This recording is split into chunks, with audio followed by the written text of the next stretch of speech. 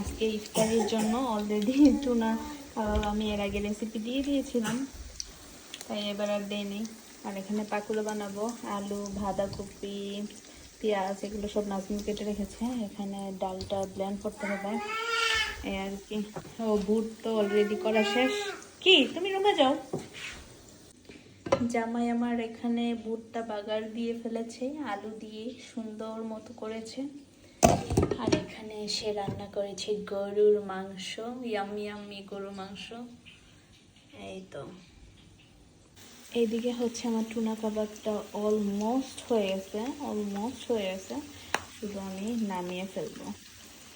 তো আমার হচ্ছে এখানে টুনা কাবাব বানানো শেষ। রাইট নাও আমি একটু জিলাপি বানানোর ট্রাই করব, আগে দেখি হয় কিনা, তারপর আপনাদের সাথে শেয়ার করব। এই তো আমি জিলাপি তৈরি করছি, এখন শুধু খেতে পারলেই হলো। ইয়াম্মি ইয়াম্মি করে মজার মজার জিলাপি।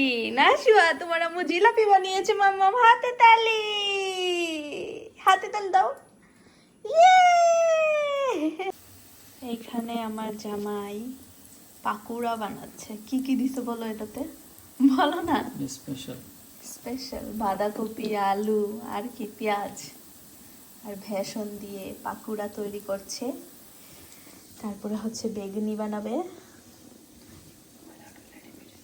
আর এইখানে হচ্ছে আমার জিলাপি বানানো ডান।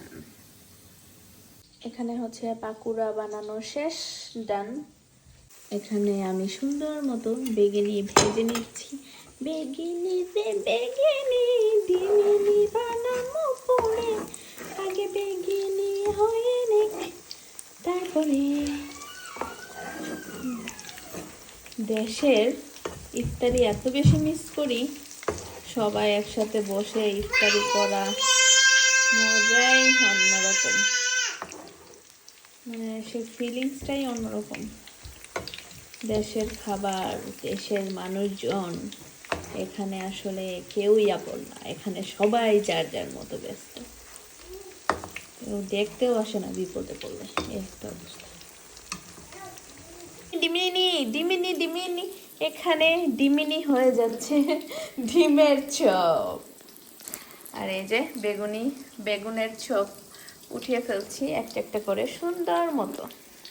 এখানে হচ্ছে আমাদের ডালের চপ হচ্ছে পেঁয়াজু, যেটার নাম হচ্ছে পেঁয়াজু।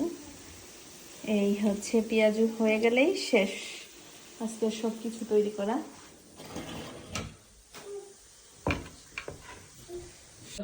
এই তো